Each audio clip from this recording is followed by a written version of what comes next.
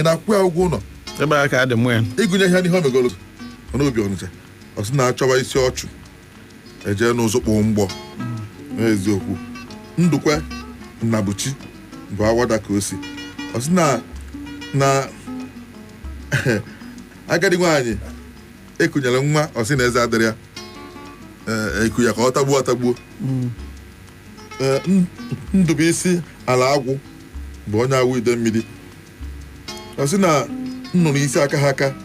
adịghị eje akwamozu nkenu bụkwa nnụnụ isi na-aka aka ọfụma dịka ọtụ ọ sị na anya edi ntị edi adịghị aha anya ka anyị gakwuo n'inu ọzọ Nathaniel Friday ene onye ọba aga ọkụ na-anọ mana o si ọlụ wee site inu a ọ sị na onye a na-ebe ebubo nsị adịrọ mma ịnya nkịrịka akpa onye a na-ebo ebubo nsị ị na-achị ọchị onye a na-ebe ebubo nsị adịrọ mma ịnya nkịrịka akpa maka na nkịrịka akpa na-egosi dibịa na onwe ya bịa na-agwọba nsị ogodo na onye nkịtị agwọ nsị onye gwọrọ ya bụ dibịa ife eji ama dibịa bụ nkịrịka akpa ọnya na-akụ wee na-aga maka ifie onye a na-ebo nsị ụmụna nwe onye na-enwe arụ asị ife ọbụla emesị na ọnya onye mee ya ezu ori asị n'ọka bụkwa zuo ori na anya dị ka anya onye ori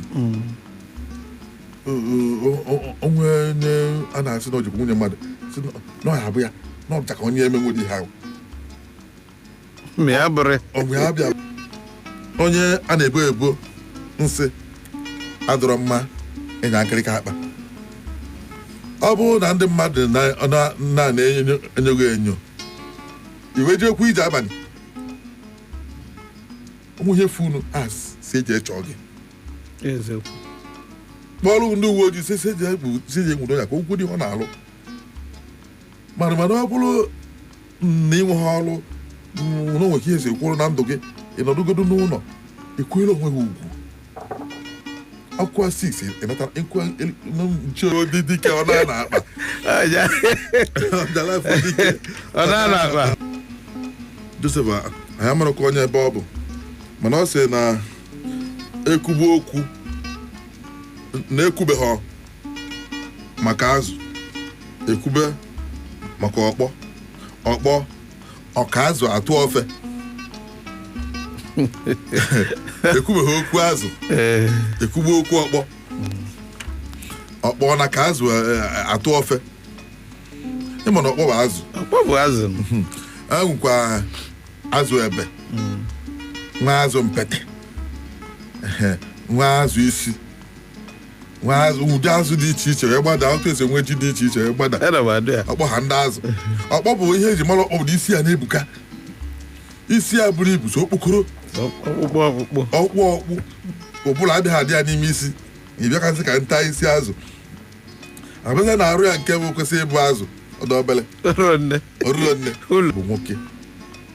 ma ọ bụ si na adị eji okwute ene n'isi ka aka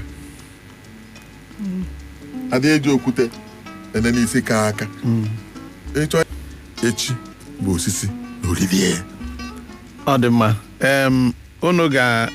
chọọ